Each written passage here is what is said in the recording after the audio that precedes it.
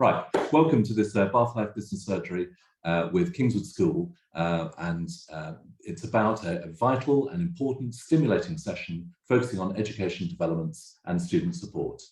My name is Greg Ingham from Bath Life's publisher Media Clash, and thank you for joining. By all means, please do ask questions using the button. You can ask anonymously or named as you wish. We'll be speaking with John Davis and Dr. Rachel McElwain from Kingswood, and we'll be exploring the school's values, recent changes, and how it has navigated through these times. Also discussing students, prospects this year, what's new at Kingswood and what's planned, academic learnings and what will endure, pastoral approaches, borders, public role of private schools, broadening its academic programme, data-led insights, much more, including the Kingswood Foundation. Note that this business surgery is being recorded and will be available on our Bath Life YouTube channel this afternoon. A few notes from us about Bath Life before we get going. These Bath Life business surgeries are bespoke deep dive sessions showcasing companies, organisations, expertise through thinking, through discussion. Look out for other education-related surgeries later this year with Bath College and the University of Bath School of Management. And please talk to us about how you might be involved. Our in real life business clubs have returned for the autumn. Next is on Monday lunchtime, October 3rd, Royal Crescent, featuring the biggest business development in the city, possibly ever, the Bath Quays Newark Works development with Richard Pearce from TCN. Talking of property, our property awards are back on 4th of November at the Apex City of Bath. It's a lovely, great gathering of property processes companies. If you're interested, please do talk to us about the few remaining sponsorships. We're at the equidistant point of the Bath Life Awards. They ran 6 months ago and will be returning in 6 months' time in March 2023. A powerful, emotional and effective way to celebrate what's best about Bath, including, of course, today's subject, education. Our Entrepreneurs Conference, EntreConf, continues to develop from conference to videos to intimate dinners, revelatory discussions, and to the forthcoming EntreConf Conversations podcast series, The Future is Unwritten. Business begins with a conversation, so let's talk. At the centre of our activities is Bath Life. We are really proud to publish a magazine that celebrates all the good stuff in Bath. And this is our 20th year, and thank you for your support. Right, enough about us. Let's introduce our speakers today. Let's bring forward John and Rachel onto screen. Good morning to you both. Good morning. Morning. You managed to navigate the Zoom better than I did. I was gabbling away whilst muted, which is a heinous and silly error, but there you go. I'll just explain for the purposes of those watching a little bit about each. John joined Kingswood in 2017 as Dep Head of Academic. September 22 saw him starting his new role as Senior Deputy Head of the Senior School and Vice Principal of the Kingswood Foundation. He's led the academic response to the pandemic, and we'll be touching on this about some of the learnings, and has implemented curriculum developments to broaden the academic programme, as well as introducing a more robust assessment and reporting system, seeking to empower families better data on their child's academic progress. We'll definitely be picking up that as well. Rachel joined Kingswood just this September, so a newbie as Deputy Head of Academic, previously Director of Studies at Dulwich College, completed a PhD in physical chemistry at Leeds, postdoctoral research experience in Boston in the US rather than Lincolnshire, before training to teach at Imperial's Inspire scheme. John and Rachel, welcome to you. Thank you very much. Thank you. Well, for those who may not be wholly familiar with Kingswood, maybe John, as a 5-year coming into your 6th year at Kingswood, give us the scene setter, what Kingswood does, how many students, borders, where it fits into the Bath Pantheon, how its offering differs. Absolutely, yeah, thank you. So Kingswood School is a 0-18 foundation. So we have a nursery preschool, so we take right from babies all the way through to 18 to sixth form graduation. Rachel and I work predominantly in the senior school, which is a school of around 850 students, co-educational, boys and girls together.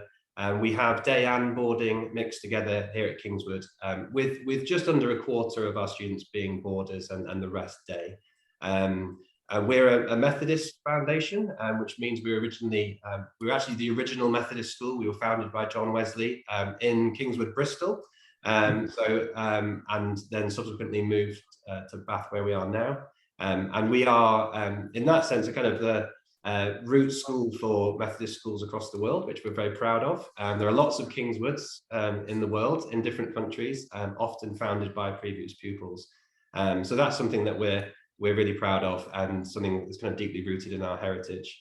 I would say that we're a school that is holistic, high performing, but deeply caring and nurturing at the same time. That's kind of what we're all about.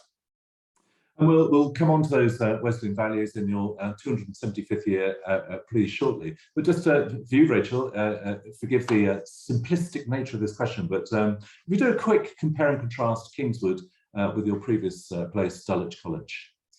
Well, the most obvious difference is the co-ed nature of Kingswood, and really something that really attracted me here.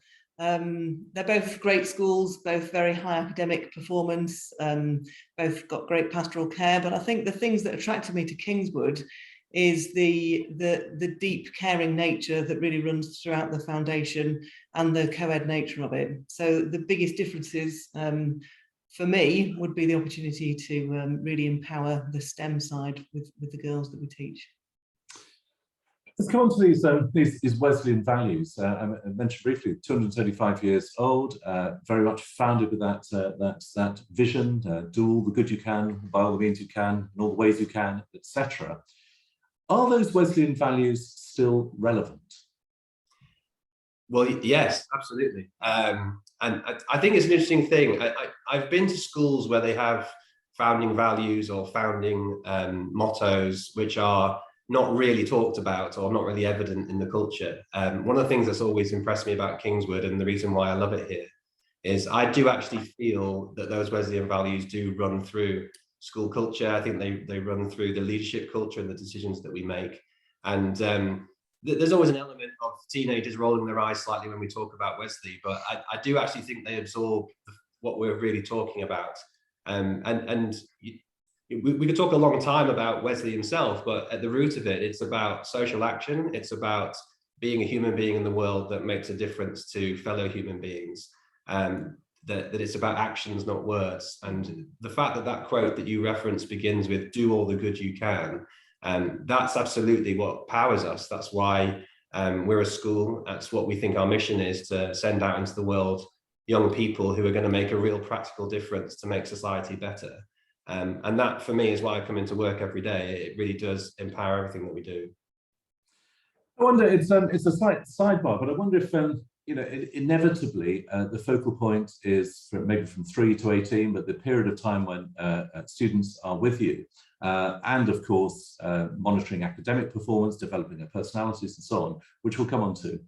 But I wonder if there's been any analysis or ability to track that whole concept of do all the good you can, or at least how these young people now, how they turn into the adults of tomorrow. What are the Kingswoodians in their 30s and 40s? Do you have a sense of how they have contributed to society, or is that simply your role is to, push them out, as it were, in the best possible state?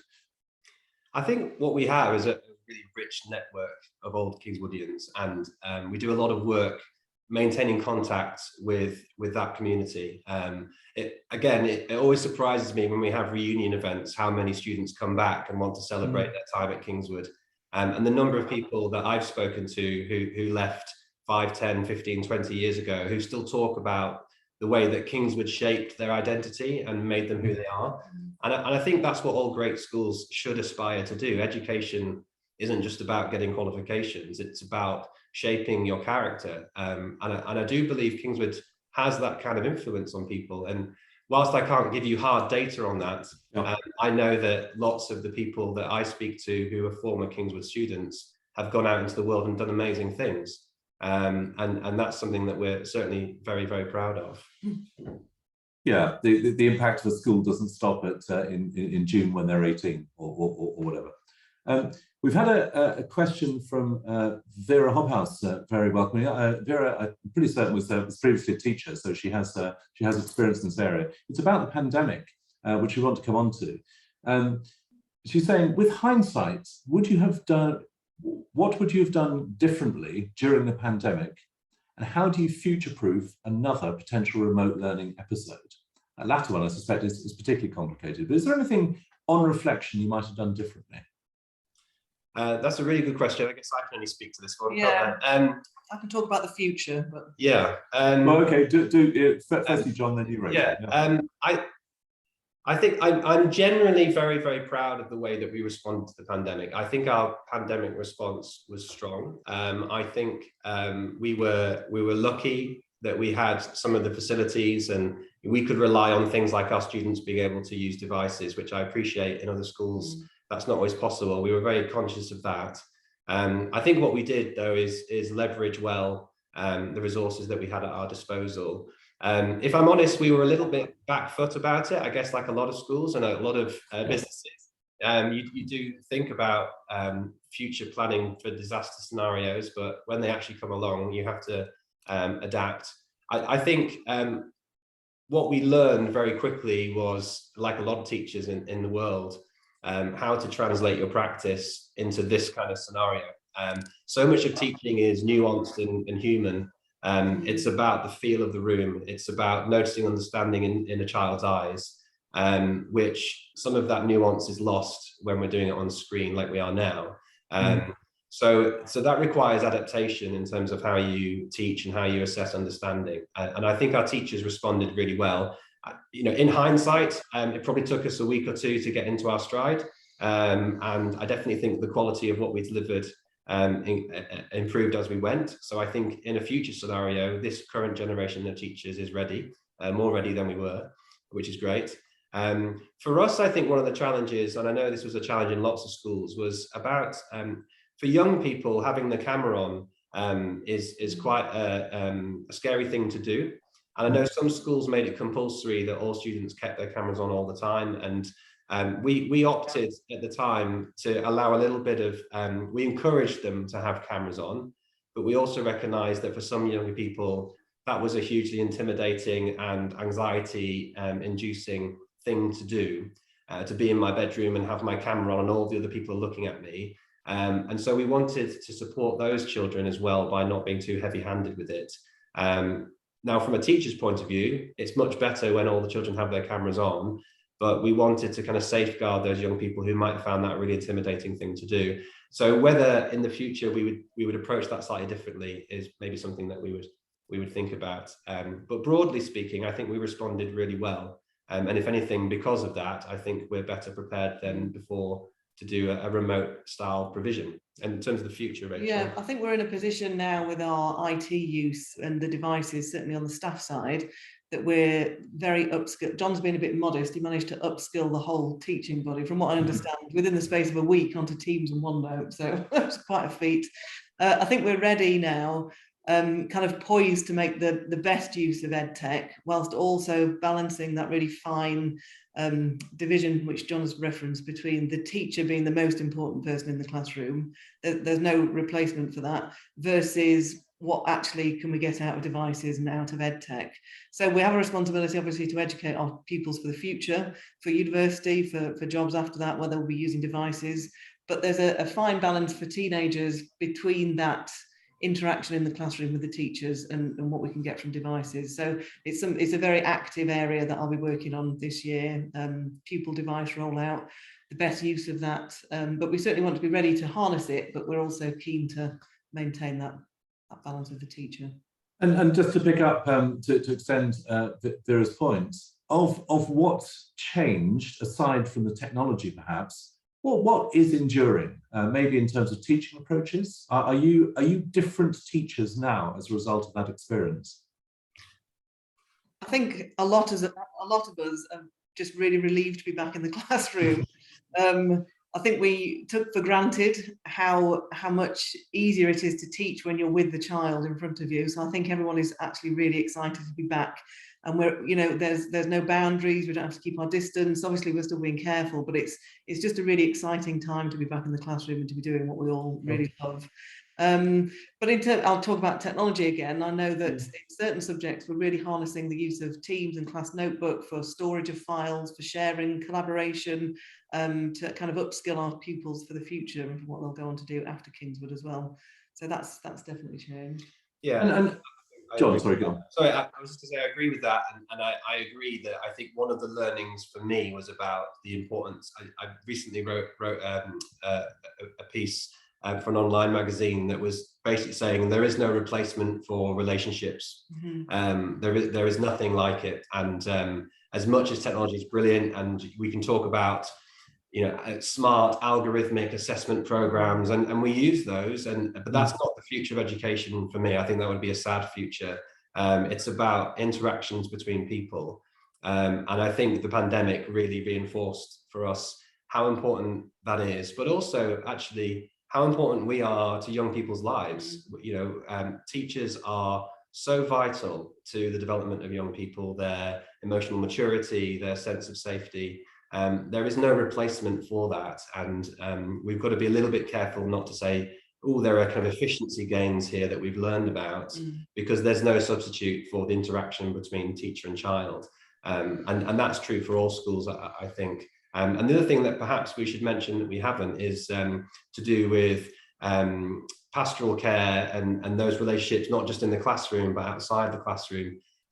As you know, Kingswood prides itself on pastoral care and the way we build those supportive relationships. And one of the things that we did very carefully during the pandemic was ensure that we were intentional about having those check-in conversations with students during the school day through the tutor groups, which is the kind of daily bread of pastoral care here at Kingswood. And again, post-pandemic, that's even more important than ever, where we've got essentially a generation of young people kind of slightly affected, that there's elements of kind of trauma there in terms of their lives were, for all of us, disrupted in a way that's pretty scary. If you're 14, that's huge. And for us, it's about enhancing that pastoral care post-pandemic and making sure that that continues to be a really strong part of what we do. Yeah, and I guess another area of relationship, clearly not as central as the relationship with pupils, is the relationship with parents. Has that had any form of reset or change as a result of the pandemic? I suppose I'd better comment on this. I think there's a dichotomy whereby we probably communicated more than we usually would, and what video conferencing technology, which obviously pre-existed, but now everyone's used to using it, it's enabled and did enable easier arrangement of meetings, and so we've got international boarding parents who we could have face-to-face conversations with all of a sudden, which were more effective, and being able to get busy parents together for a meeting suddenly became easier. So we definitely gained in terms of access, which is great. The loss, of course, was, again, is the face-to-face, and for 2 years almost, parents couldn't really come into the school and meet with us, and that meant, understandably, that some of our parents felt a bit distant compared to how they used to feel about the school, which I completely understand. And I think our challenge now is to continue to leverage this kind of technology so that we're accessible, but also take every opportunity to meet face-to-face with parents and to keep building, because that relationship with parents is so important for the community and for the children as well. And it's good that we can do that again. A really good example, Greg, would be parents' evenings. So we've been doing online parents' evenings for a while, and we've got some special parents' evening software. And in a sense, it's more effective and efficient compared to how it used to be. And there are lots of gains. Parents can have their meetings and be at home and get a cup of tea, and so can teachers. And in that sense, there's a flexibility to it. But what we lose is the face-to-face chat with the teacher in the room. And so for us, it's about balancing that and making sure our parents know that they can come in and speak to us, and if they're able to, and we'd love to see them whenever they want to come and have a conversation. You mentioned community, and to put it in this context, I wondered if there's been any change or maybe an acceleration of that which was happening previously when it comes to Kingswood's role in Bath, whether with Bath schools or Bath organisations. Yeah, again, this is probably for me. Yes, obviously some of our partnerships couldn't take place quite so much during the pandemic, because particularly with our partnerships with other schools, we couldn't visit them or we couldn't send students down to them. We've got a really lovely partnership with St Andrew's School in the town, primary school. I'm a governor at St Andrew's, and we have a mentoring scheme that works incredibly well with our sixth form students who go to the primary school and peer mentor some of the younger children. And that's really fruitful, and that's a scheme which is now we're helping to kind of expand through the city, and get other schools on board and help train them to train their students to do the same. So I think that's a really powerful partnership which is restarted now in earnest, and which I'm delighted about. We've got a number. We work well with St Mark's School as well, which is one of our schools where we partner regularly with them and share resources and opportunities. And again, we had actually a group of St Mark's School children yesterday for an author visit, kind of combined with our children. So that's a really powerful connection as well. So we are definitely looking to enhance those. And then we have other partnerships in the community as well. So we have a partnership with Bath Festivals, and we've always been involved sponsoring and being involved with our children, and sometimes hosting as well some of those events. We had a partnership recently, Wild Wonder, with Western Burt, which is about outdoor education and creative arts. So I think we're always looking for partnerships that are going to enhance the wider community, but also bring opportunities for our young people to serve and to have access to new opportunities. So that's something we're really keen on. Good. We'll come on to a topic which our good friend anonymous attendee has raised about fee-paying schools and their role with the state system. But perhaps more for you, Rachel, in the meantime, and not just pandemic related. What have you seen as the key new trends in teaching? Key new trends in teaching at Kingswood, or relative to where I've been previously, or just generally across the... I will take both, either or all. Okay.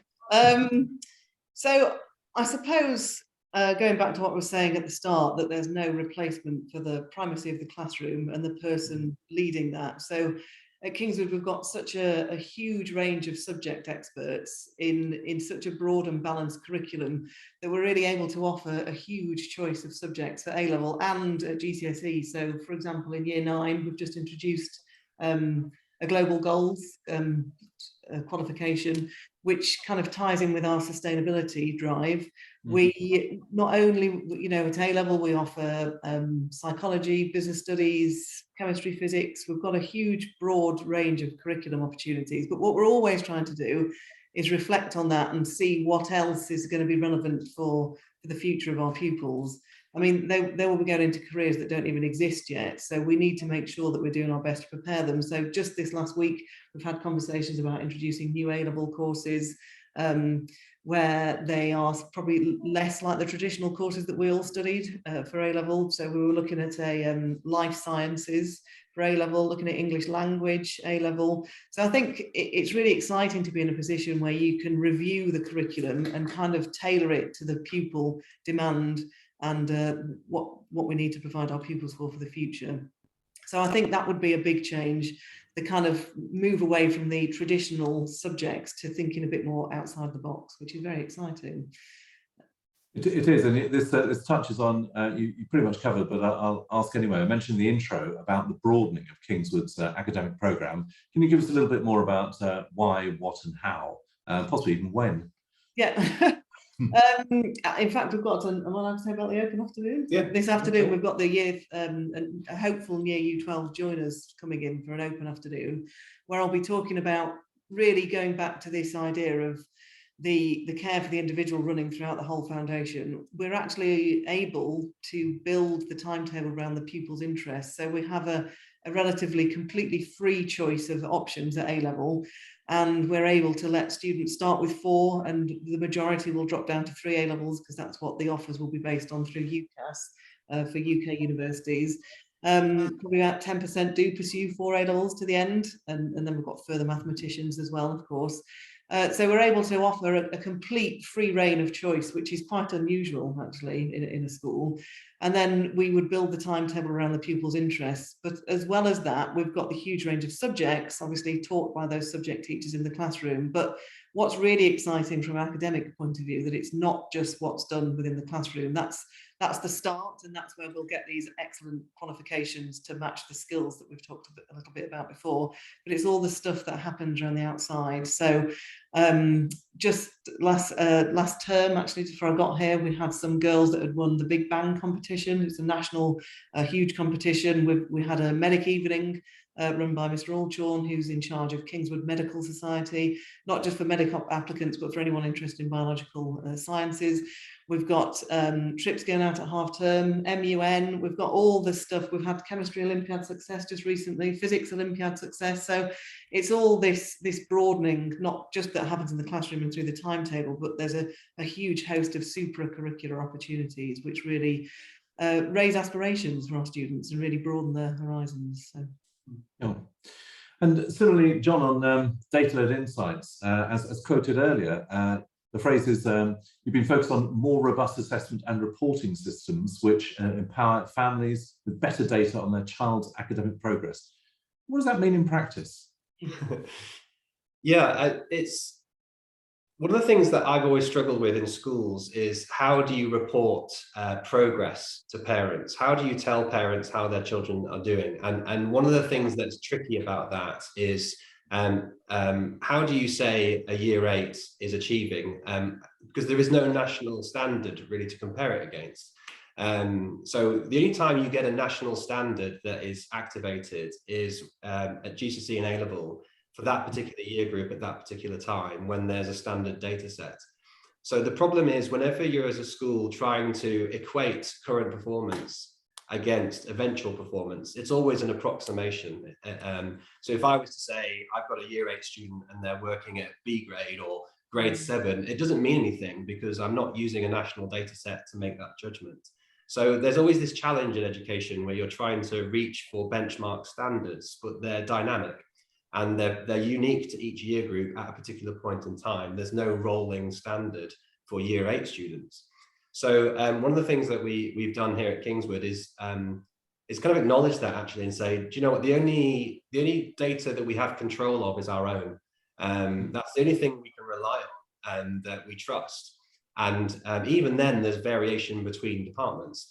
So the way that we do it at Kingswood, rather than trying to map on to some kind of fictional national standard that doesn't actually exist, we just say, okay, this is where our average cohort performance on a particular test, and this is where your child sits against that average. And what that does for parents is give them an accurate snapshot, and it's as accurate as any data can possibly be. The moment you start to then say, and this means they're likely to get X or Y grade, right, it's all a proxy, and actually not particularly reliable. And so what we say to our parents is we say the average student at Kingswood School is going to get at least a grade 7 at GCSE. So if your child is around the Kingswood average, that means they're probably in the future going to be in line to get at least a grade 7. So being average at Kingswood academically is actually fantastic. And if you're above the average, you're doing incredibly well. So it's the closest I think we could get to actually giving parents a real data capture of how their child is doing.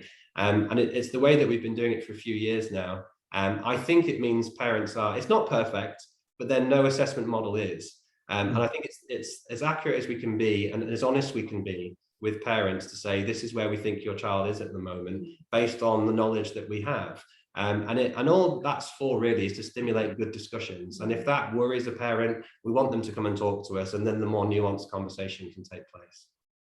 And in that period, I take it that this is still a fairly formative early stage. But have you noticed particular progress? I mean, of course, if the whole cohort is improving, the relative performance won't improve. But have there been individual pupils who, through specific teaching techniques or approaches, they've moved up through those ranks?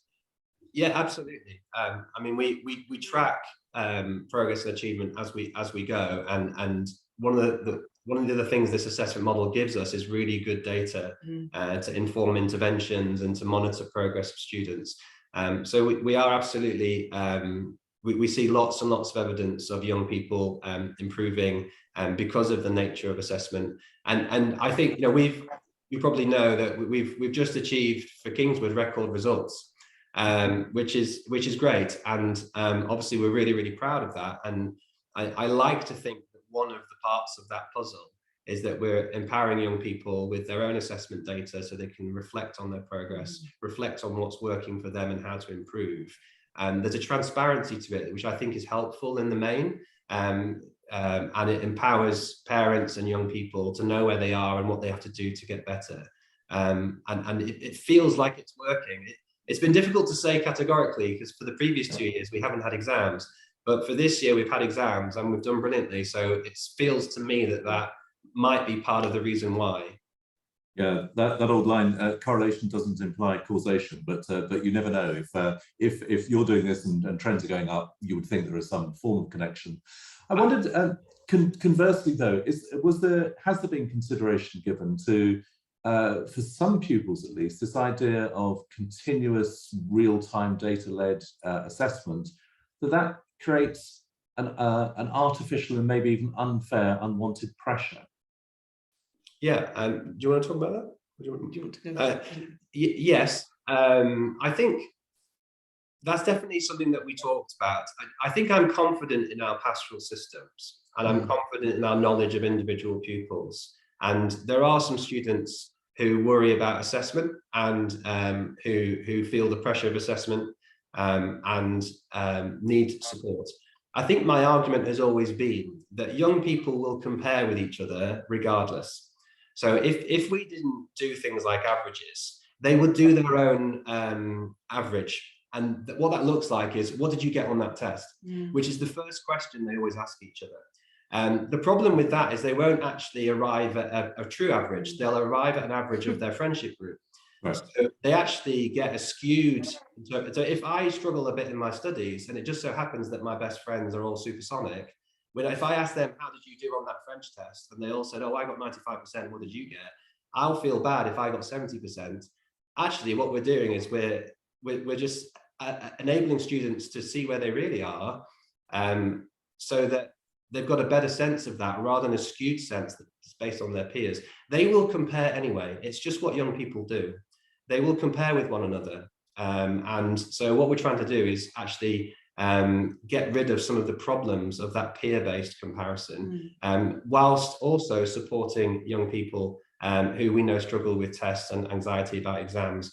I mean, the reality is we live in an education system that ultimately ends in exams. We can't get away from that. As much as we'd like to kind of ideally talk about doing it differently, that's not currently the system. And so we need to make sure our young people are prepared for that, recognizing what Rachel said earlier, which is at Kingswood, what happens in the classroom is only one part of their experience. And so there's so much else beyond the classroom that's not about percentages in exams to counterbalance the fact that exams exist.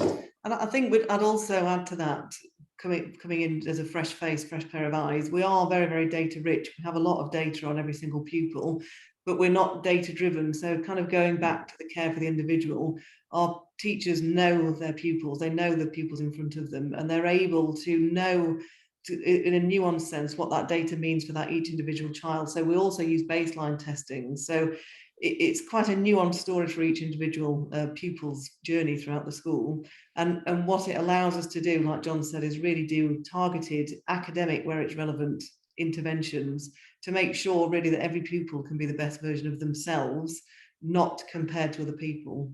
So it's about really making sure that the pupil is happy within themselves and doing the best for them. And what I love about Kingswood is there are lots of ways to be celebrated here. It's not the case that we're the kind of school where if you struggle in your studies that you have no status amongst your peers.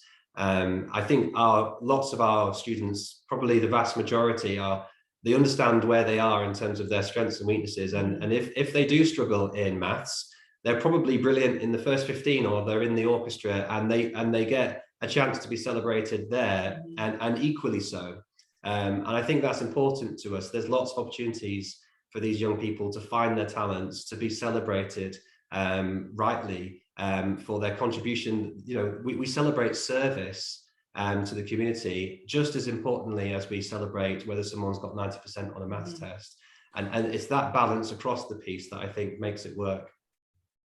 You mentioned exams. I want to ask a broader point, which isn't Kingswood specific as a question. Clearly, they couldn't be run as planned for all the obvious reasons in 20 and 21. And as a group, not specific to Kingswood, as a group, independent schools have been criticised for typically giving higher pupil assessments than their state school counterparts. Do you think that is fair? And if so, what lessons have been learned? Do you want to take that one? Well, some of the data would suggest that is fair in some corners. I think my issue with it is lumping independent schools together as a category is a pretty rudimentary way of thinking about it. There are lots of independent schools in the country. They're all very different. I'm a school inspector, so I visit lots of different schools, and each one has its own unique character and context. So I don't think I understand why it happens kind of politically to talk about independent schools as a single entity, but I don't think we're the kind of school that would compare with some of the more famous independent schools that usually make the news.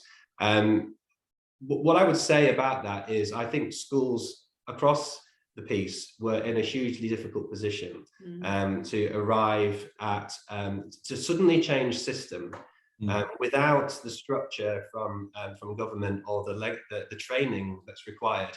It was essentially impossible to be consistent. As much as we had some guidance from the DfE, it wasn't a system that had been built over a number of years, as you would hope. It was a system that was put in place quickly, and as we know, particularly in the first year, came with huge problems with algorithmic adjustment and things like that. Yeah. So it was clearly a huge tension point. And the thing about teachers is they're optimistic people. They believe in young people and they believe in the potential of young people. So it's understandable, I think, for lots of schools, including independent schools, that the picture that came out was more optimistic than perhaps reality.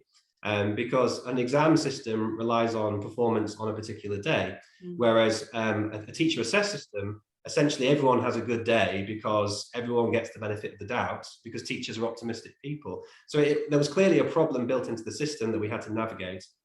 But I think the difference is that different schools are assessed for those assessments in different ways. And so there wasn't a consistent rigor about how schools could do things. And that's understandable because some schools were more disrupted than others. So it really was a difficult situation to have any kind of standardization. What I would like to say about Kingswood, though, is I know because I was leading it, and I believe that we did the whole process with absolute integrity. Anyone who looks at our data over the last 3 years will see a few things. First of all, they'll see that there wasn't a huge spike in achievement actually in the first lockdown. And the same for the second. There was an increase, as would be expected, and as was the case nationally, but it wasn't a ridiculous jump. And then for me, the key point has just happened, which is we just had our exam results. Our A-levels have gone up. Our GCSEs are exactly the same as last year, which tells us a few things. It tells us, first of all, that we've prepared this cohort of students really, really well for their first set of external exams, which I'm proud about.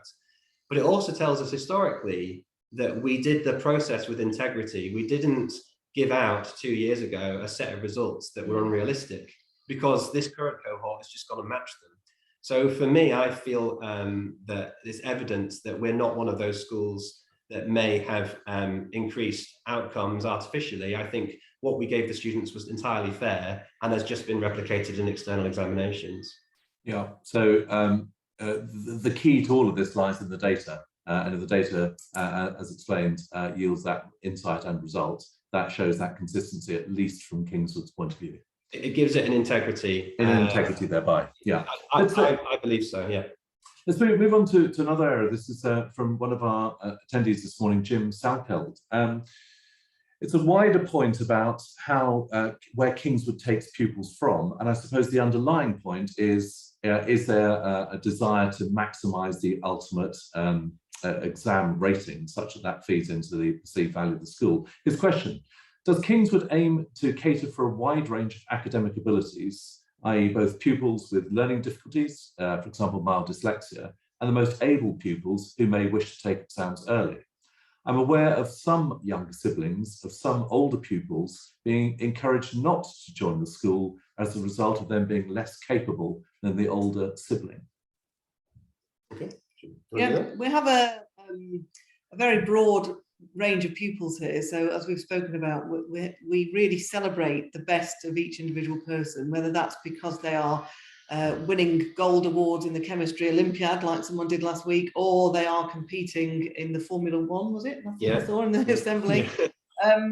What we're able to do is get the best out of every single child that comes here. And we do that through good teaching, through excellent study support. So we have a whole designated department, often called learning support in other schools, but we call it study support, because actually everyone needs support with their study, not just people with special educational needs.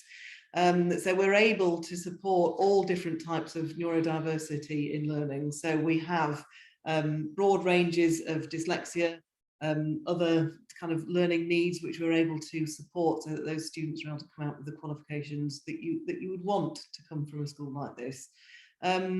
So yes, we want our pupils to get top grades. Yes, we will help them to do that, but that's not at the preclusion of students who might not be straight A star students. We want to be an holistic, all-round school where individuals are celebrated and where individuals are cared for. Yeah, so I would definitely agree with that, and the fact that when we do entry processes, it's not just an academic judgment; it's a holistic judgment. I think I would qualify it though by saying we're aware that we're a busy, fast-paced environment. We run a relatively traditional curriculum in some senses. There are modern subjects there, but they do 3 sciences, they do modern languages through to year 11. There's certain expectations about what students need to be able to do, and we're really busy in terms of everything else that's going on in the school. And so I think when it comes to selection and advice for parents about whether Kingswood's the right place or not, I think there has to be some kind of sensitive discussion about whether a child is going to thrive in this environment. You know, we are now a kind of, I'd say, a medium-sized independent school. So we need to be clear for everybody's sake, really, that the child is going to thrive in our environment. And for me, what's important about that is we don't want any children here struggling or feeling lost or feeling that they're being missed because that they're struggling to keep up with the pace and the business of Kingswood life. And that's a difficult thing to get right on entry. You only have so much information to go on. But we do try and get that right and try and make sure that the children who are here are going to thrive in our environment. You know, we do have a learning support department, but we don't have in-class TAs, for example. So there are certain learning needs that we're just not set up to meet. And we try and be open and honest about that. And I guess the final thing I would put into that, and something that perhaps we've noticed that's changed in the last few years, is we're increasingly popular. I think the Bath market has grown over time for schools generally, and for independent schools as well. I think post-pandemic, some parents are thinking about independent schooling that weren't before, which I understand. So actually the entry point, it naturally creates competition if you're oversubscribed. And so we're now in this a position that wasn't the case when I arrived 5-6 years ago, where we're having to make harder decisions now about entry. And that's a new and interesting challenge for us to try and get right. But essentially it's difficult if you've got X number of places and there are Y number of applicants. At some point there has to be an element of selection. Yeah, and do you ever find yourself, no, well, not you personally, but the school, perhaps recommending to parents that their child doesn't come? They may be able to pass the academic, but they are less suited socially or perhaps more pastorally. Yeah, that's easier to do when they're in our prep school, because the prep staff, led by Mark Brewery, the head there, obviously understands us well, and so his job, one of his jobs as they come through the prep school in year 4, 5, 6, is to have those kind of gentle conversations with parents. He's got a good sense of who might struggle or might be unhappy in a senior school type environment, because even though we're one foundation, we're different schools, and so that's something that he seeks to navigate. It's a little bit harder with external applicants where we don't know their profile quite so well. Again, we use the information that we have, but it's not complete. We'll have a school reference, we'll have some academic results, we'll have an interview, but you haven't got all the information that you would want. But we try and do that as best we can in good faith, and essentially trying to make sure the children are going to be happy. But it's not, I don't think any school would say that their selection processes are perfect. You're dealing with young human beings, many of whom change hugely in the space of weeks and months. How do you get that right is a really interesting challenge, and something that we work hard on, but I wouldn't want to sit here and say we always get it perfectly right. Let's move on. We're coming towards the end of this. It's flown by. We've got a couple of big topics to come on to, including Kingswood Foundation. What is it? Why does it matter? And what changes are afoot? Do you want me to do that?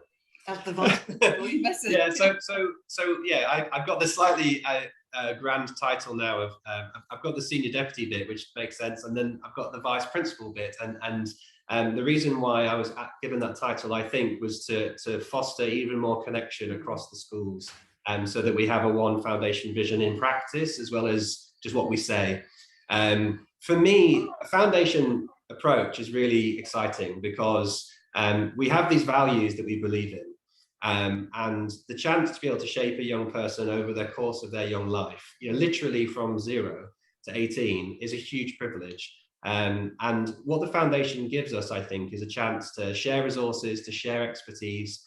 At the beginning of the year, this year, the head of science from the prep school, who's got a PhD in terms of neuroscience, she came and did a foundation-wide workshop about how the brain works and understanding how young people learn. That's really, really powerful when you have a foundation approach to something like the brain, which is universal in terms of human beings all have brains and they all work in broadly similar ways.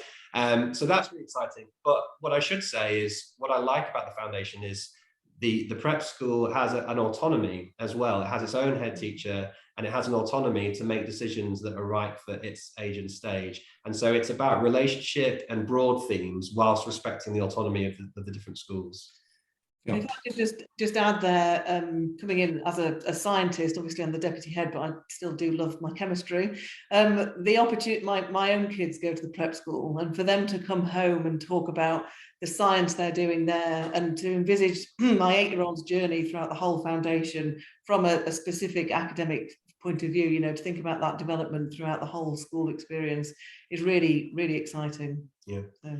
Yeah. Let's come on to a more contentious area. I think it's clear to many, it seems rather more likely rather than less likely that there'll be a Labour government next year, especially after these last 3 days. And at least some of the party's politicians have lobbied for the charitable status of public schools to be rescinded, or for VAT to be levied on it. And likewise, we've had a related point from that friend anonymous attendee. Finland is held up as a positive model and example for the prohibition of fee-paying schools in the belief that free education for all is a fairer system for all children.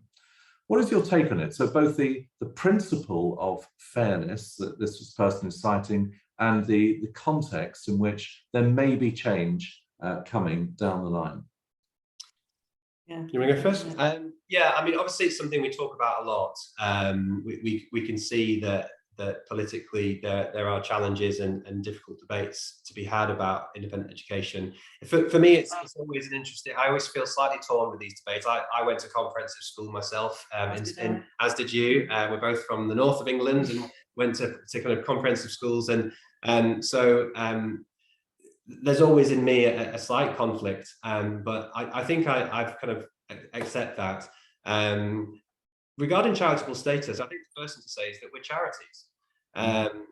Independent schools, I know this is a business event, and we do use some business language, but we don't talk about profit, we talk about surplus because we're charities. And we are here for a specific purpose, which is to educate young people, which is a moral good in its own right. And therefore, personally, I think schools should be charities. And I'm comfortable with the idea that schools should be charities and receive charitable benefits. So for me, the charitable benefit thing, isn't a conflict, because I think that's what we're doing. And we could talk probably at greater length about the economic value of the independent sector for the public purse, the fact that our parents essentially pay twice for education. They pay their taxes and then they pay on top, and that they have a right to have some choice about where their children are educated. But for me, it's not about people buying a product in a marketplace. It's about parents choosing to be part of a school community, a charity, and supporting that community through financial means. That's how I think about it, and that's the way I see it personally. I think independent schools get a bit of a bad press at times, and I think lots of independent schools like Kingswood, I think, do a huge amount for families, for young people, for community. I think they make a positive difference in the world, and therefore I'm comfortable with the idea of it. I do understand the objections, of course I do, and the comparison with Finland is an interesting one. We should make a few things clear, though, that the Finnish system is completely different to the UK system. It's a much smaller country with a very different economy, with a different taxation system. There's been lots of talk about Finland as this kind of example of perfect education, but it's not as simple as that, and we're talking about a completely different society. But I'm a huge admirer of the Finnish system, but what you can't do is take the Finnish system and drop it into the UK and expect it to work. It just wouldn't. And I think independent schools historically, whilst there are difficulties there as well, have made a huge contribution to education of young people, just more generally, and have led the way in lots of ways to improve education for all. And we're very much committed to that. We're also committed to making sure that we are as affordable as we can be. I know our governors are always hugely reluctant to do things like raise fees, whilst acknowledging that really good education is expensive to do it well and the way that we believe should be done. But I do have sympathy for the position. My fear is with things like VAT on fees, that essentially it just makes independent schools even more exclusive. And actually, rather than narrowing the gap, you widen the gap of access, and only the very wealthy can afford it. And I think a number of small independent schools would close, potentially flooding the state system with new students that they haven't got the capacity to cope with. So I think we've got to be a little bit careful about what we wish for. And the comparison with Finland, one of the prime differences, as you've alluded to, is it's a much higher taxation society. As it happens, it would appear to be a much happier society. That's a bigger point indeed. There's an anonymous attendee makes a point from the other perspective to yours. For example, could integrating private schools or independent schools into the state sector be of long-term benefit for the country and the next generation? If not, why not? You've got a view on that? I mean, it's difficult to say. It depends on the nature of the integration. But yeah, possibly, hypothetically, if it was managed in the right way, then possibly. But there is something about independence that's important, and I prefer the term independent school to private school. It's about independence to be able to choose an educational vision that you believe in that isn't governed by the state, which as educators gives us a freedom, doesn't it? Yeah, I think another really important role that independent schools can do with the kind of nationwide picture on teacher shortages, subject specialists, is that we're able, because we have such great resources, we are able to contribute to teacher training in a much broader sense than the state schools might be able to. So, for example, at the moment we have ECTs, which are early careers teachers, training with us. We have the time and the resource to put into those teachers so that we can fully qualify them and then send them back out into the workforce, whether that's state or independent. We also train PGCE students, and we're looking at other kind of routes into teaching, which we're able to support. So our role there in developing subject specialist teachers that can contribute back to the whole education system, I think is a really important job that independent schools are able to do. Okay, we've had a flurry of late questions, and I do want to end to give you the opportunity or the platform to express why anyone watching should send their son or daughter to Kingswood. But quick answers to these, please. Question from Hugh Padfield. Given the high proportion of boys and the strength of boys' sports, how does Kingswood ensure girls feel that they are of equal importance? What's your ratio, by the way, your boy to girl ratio, roughly speaking? Roughly, it's about 55-45, which is actually, if you look at the national ratios of independent schools, you'll find that there's a boy-leaning bias nationally. So we're actually slightly better than the national average in terms of boy-girl ratio Right. for all co-educational schools. So it's not a Kingswood problem as such. Our new intake in year 7 is almost 50-50. I think it's 51-49. And I know that Andrew Gordon-Brown, the headmaster, is particularly made it a strategic focus to try and get parity as much as possible in the student body. But how do you seek to make sure that girls feel that they are of equal importance through the school, particularly in that context of sport, perhaps? Yeah, because we know they are, and because through everything we do, they know that we know they are. There's no question on that, really, for us. We have fantastic role models here for our girls, both in the male and the female teaching staff.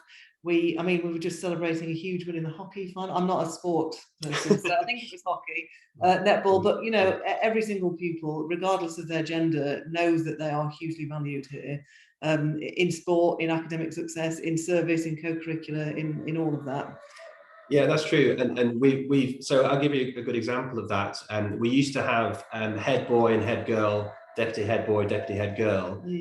We've changed that to heads of school. And actually this year we've got 3 female, 1 male as the top leaders in the school.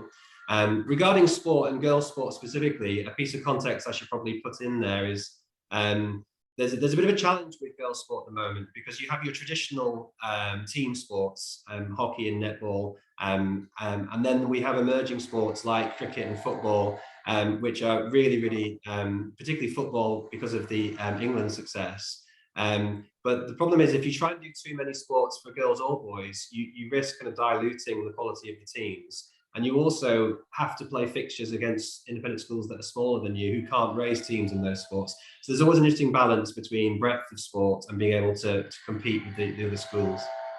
So I'll praise you that too. It's a live topic, and it is those ratios will continue to change over time, but that Kingswood is actually trending currently ahead of other independent schools in any case. We are a fully co-educational school, and we talk about it all the time. Yeah. Okay, some quick ones for these, please. What opportunities do you give to children in Bath who may have potential academically, but not financially, the parents not financially? Yeah, good question. Do you want to talk about scholarships? So we have a scholarship program and a bursary program. One of our goals over the next 5 to 10 years is to keep increasing the money that's available, particularly for what we call transformational bursaries, which are essentially often 80 or 100% bursaries for students to come to Kingswood School. We have a scholarship program which anyone can apply for, and they can receive discounts on the fees if they demonstrate particular aptitude in academic or co-curricular prowess.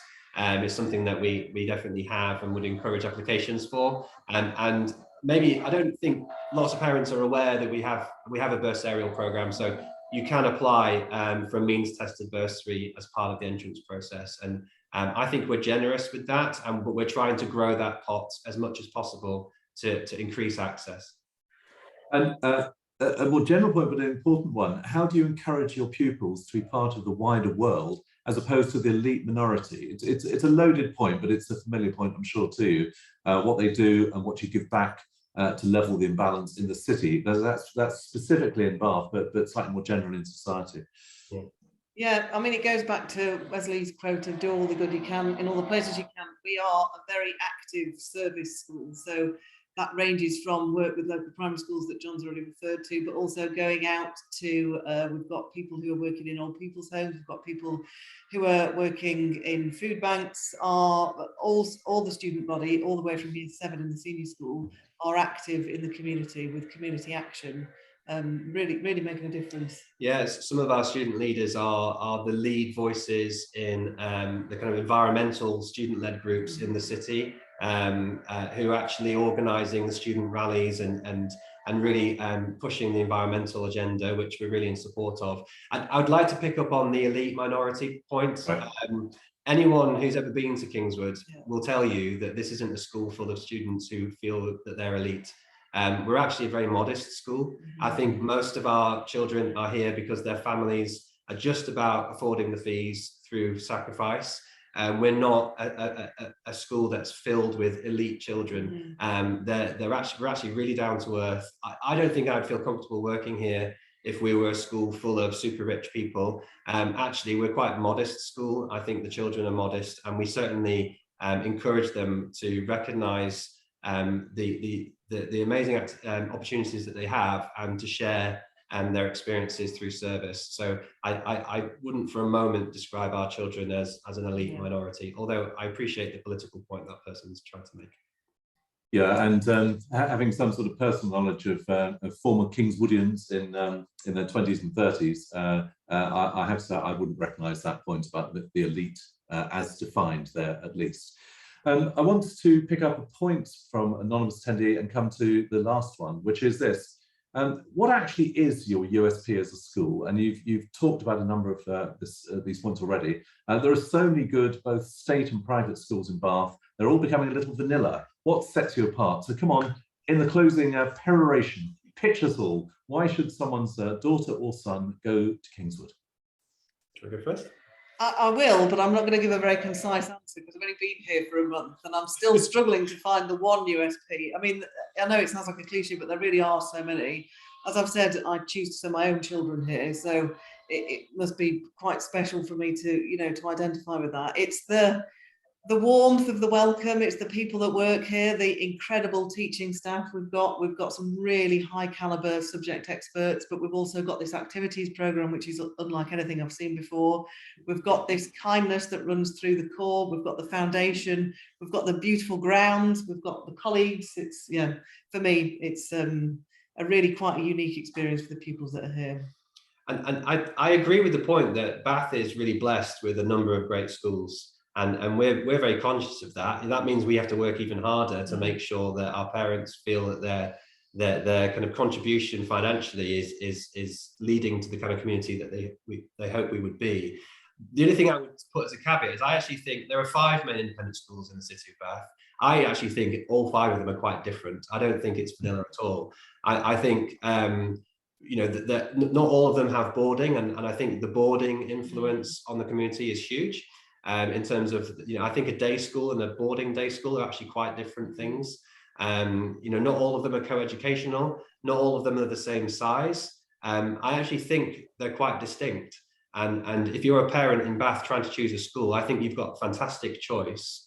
And I think Kingswood is a brilliant option, and is where my children are here too, as you would probably expect. And I agree with the ethos thing that Rachel's talking about, but just structurally, in terms of the opportunities, in terms of the shape of the curriculum, the fact that we're co-educational, the fact that we've got a long day because we're a day boarding school with wraparound care after hours, the ability to do evening commitments. I don't think actually we are just like the other schools. I think we're uniquely Kingswood in the same way that I think the other independent schools are unique. And I think it's for parents to get to know each school and work out what's best for that child. Well, that's the school bell has sounded. We're through our hour, and thank you very much to our Bath Life Business Surgery speakers today, John Davis and Dr. Rachel McElwine. Thank you very much indeed, and to Kingswood. You've been very open and straightforward. I think anyone watching would have gained further insight into what makes Kingswood the special place that it is. And clearly, as you say, it is for parents to decide whether they wish independent school education, whether they can afford it, if there are other routes through bursaries and scholarships as well. But in terms of your openness to these questions, and there are some quite difficult questions here about the role of the charitable status, about the connection to society, the exam points you've been making about the changes that are underway. And I really hope it's been valuable to anyone watching. So thank you for your insights and inspiration, and thank you also for the many questions that we've had from those watching today. Thank you, of course, more generally for your support for Bath Life, and for those interested, do look out for that business club on Monday. So this has been a Media Clash production, and this has been the latest Bath Life Business Surgery. Thank you. Bath together, always. Thank you. Thank you both.